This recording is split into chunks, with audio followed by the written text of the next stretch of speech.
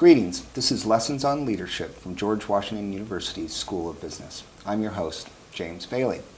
Our guest today is Burlie Brunson. Burlie Brunson is the Senior Vice President of Logistics Specialty, Inc., and in that role he focuses on supporting teams in executing business development strategies. Prior to that, he had a long and successful career with Lockheed Martin, at various times serving in the defense component, the electronics component, as well as the strategy component of their business. His teams at Lockheed Martin were 3 times awarded the prestigious NOVA Award, which is the firm's highest distinction for innovation and teamwork. Burlie holds a BS and a PhD in oceanography. He has an executive MBA from here at George Washington University. He was 2 times elected the president of the GWSB EMBA Alumni Association. He is on our board of advisors and just this last year received the Distinguished Alumni Service Award from the university. Burlie, welcome. Thank you, James. It's nice to be here with you today. Good. Thanks for taking the time. I want to start a little bit personally. About you, issues about you and your background. Where did you grow up? I grew up in Southern California most of the time. I went to high school in Anaheim, California. At the time, it was a small city, about 25,000, and then came Disney. Disneyland moved in 1955, and from that, the city has grown to about 375,000. So when I was going there, it was kind of a quiet little town full of orange groves and strawberry fields. And as I said, then came Mickey Mouse, changed the whole landscape. My first 6 years of school, I went to 5 schools. So we moved around a lot. My father was a carpenter, my mother was a nurse, and we went wherever the work was. We landed in Orange County, California, because of the tremendous building boom that was going on there in the mid-50s. Where were you in the how many children in your family? Well, there were three of us. I have 2 younger sisters. I was the eldest. You were the eldest. Yes, okay. I was number 1. You know, there's a lot of interesting research on birth order, and you probably are aware of it, that oldest children tend to be especially responsible. They work well within hierarchies, and actually CEOs come disproportionately from the ranks of the firstborn children. That makes sense with you in terms of your own life and how you've approached your corporate career?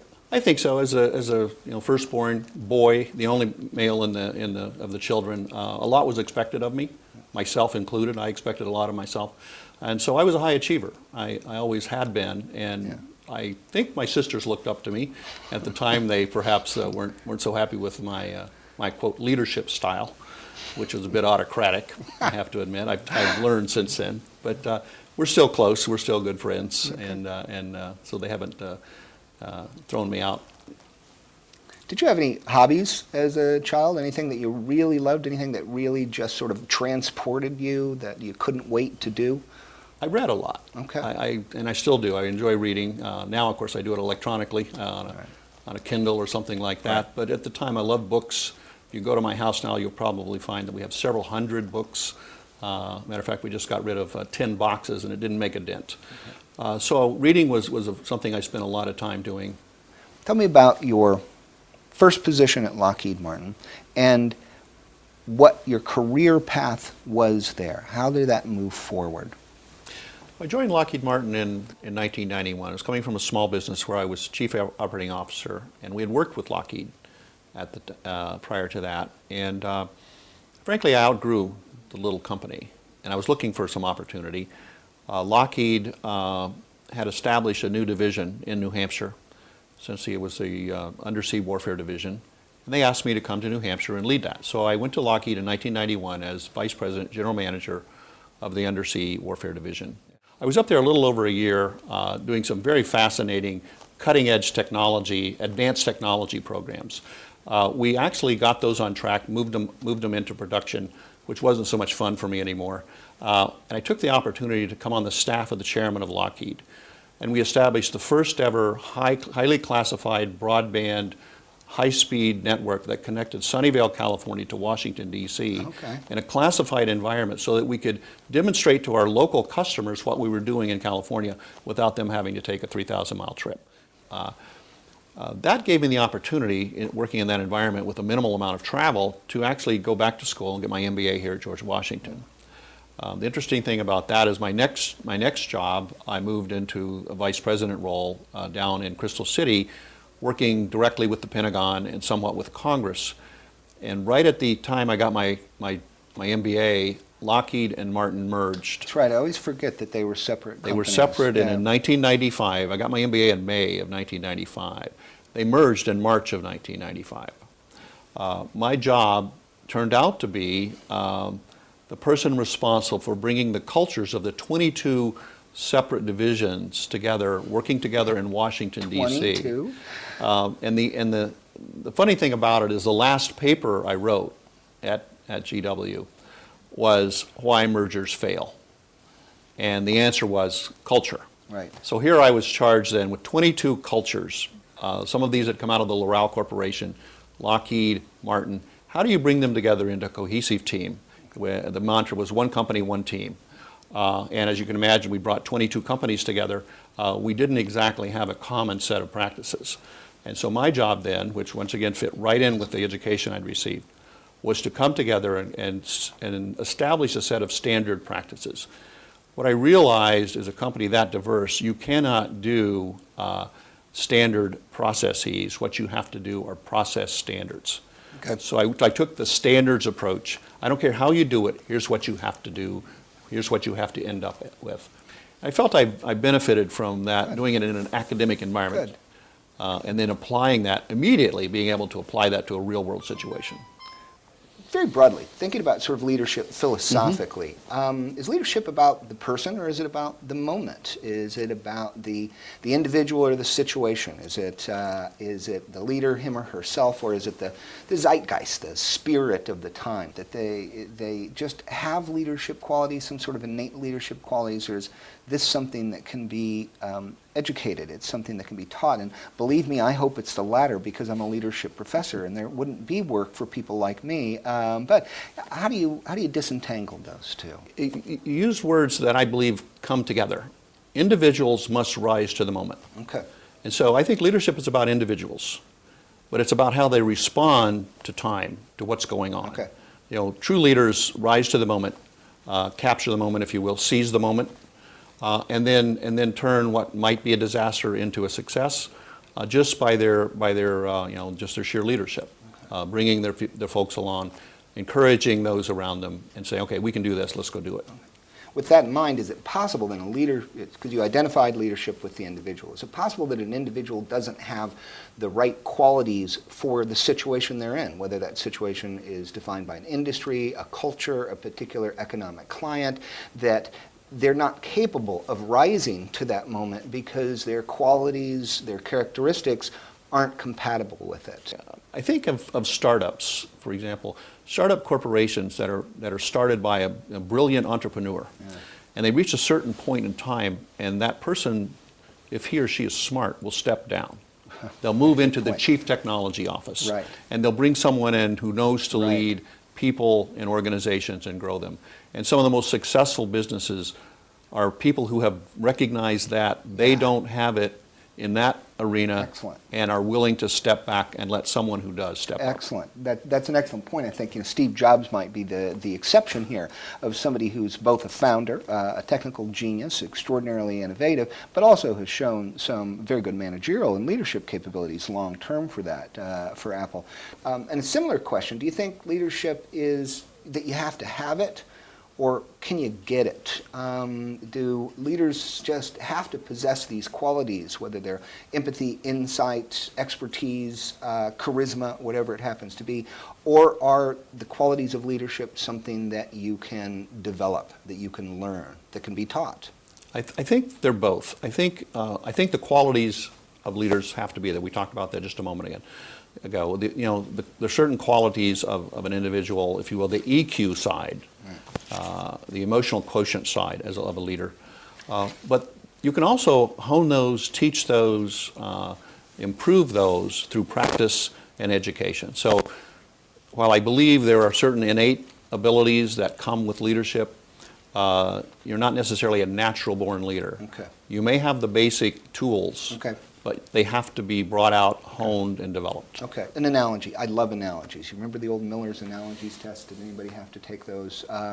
But my favorite analogy is leadership is to blank as management is to blank. Do you have one that might fit that analogy? Yeah, I think the one that comes to mind is leadership is to racing, particularly road racing, as management is to driving. That's interesting. Elaborate a little bit. Road racing, I mean, there's a goal. There's a clear vision there. I'm going to win this race. But how am I going to win this race is left up to the driver. A lot of twists, a lot of turn, high speed, risk associated with it. If you make a mistake, you end up in the dirt or into somebody else's car. And so there's a risk factor on your way to the goal, if you will, which is winning the race. Right. Driving is very different. Right. It should be minimal risk. Right. That's why we have backup cameras. That's why we have speed limits. Right. That's why we have automatic signals, lane changing if there's someone in your blind spot. The idea of driving is, yes, there is a goal. I want to get to point B from point A, but I want to get to it in a very carefully prescribed manner. Stay in my lane, make the turns at the right place, go at the right speed. It's driving. Both take skill, but they're very different types of skill. Right. So the difference between, leadership to me and management is the difference between racing and driving. Right. Well, some of us, by the way, race when we're supposed to be driving, but that aside, I like the analogy because racing is inherently risky. Yes. Leadership is inherently risky. Where driving, your primary concern is safety. And it's getting from one place to another place with as much safety as possible. So that's how I'd see those. Couple last questions. Do you believe that organizations are? It's oftentimes said that organizations are overmanaged and underled. Do you agree with that? And if so, why? What are the things about organizations that lead us to privilege management above leadership? You hit on something earlier when you talked about what is management, and I think of it in terms of, let's think about the whole Lean Six Sigma movement.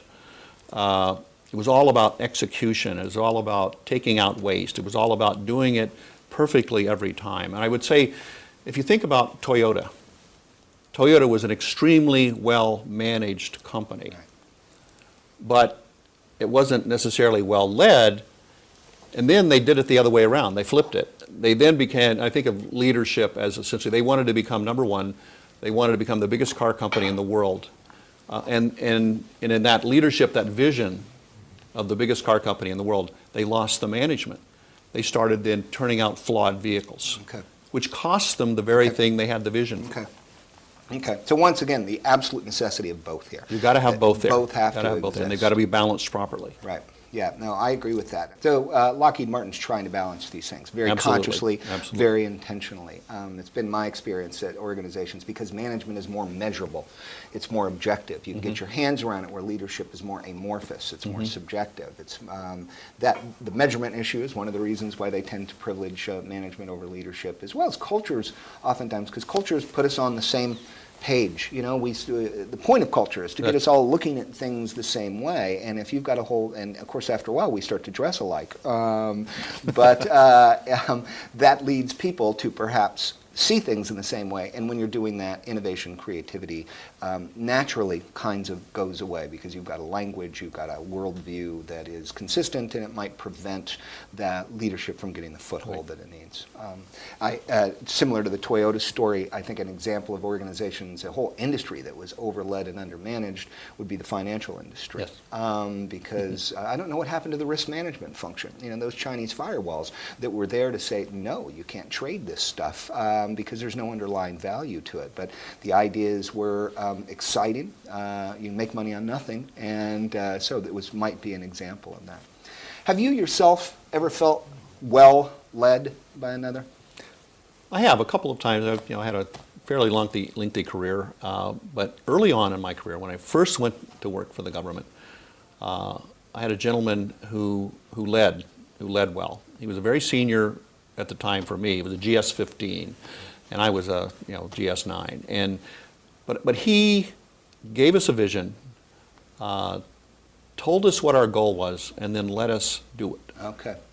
Very well led in that sense, and kept checking back. We were held accountable. We weren't just let go free. He was always accessible. Okay. The same thing is true most recently. My last boss was one of those natural-born leaders, if you will. Same kind of thing. He told us where we were going.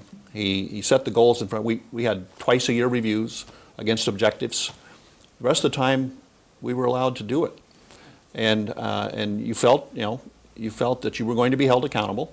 So there was never a free ride, if you will. But at the same time, you could do it your way. Okay. Okay, so the discretion component, the autonomy Absolutely. component was what you learned or extracted most. That's when you feel well led, is when somebody Yeah. says, this is where we need to go, they express it to you in a compelling way, and then they say, but you've got the competence, you've got the expertise, you've got the skills to help us get there.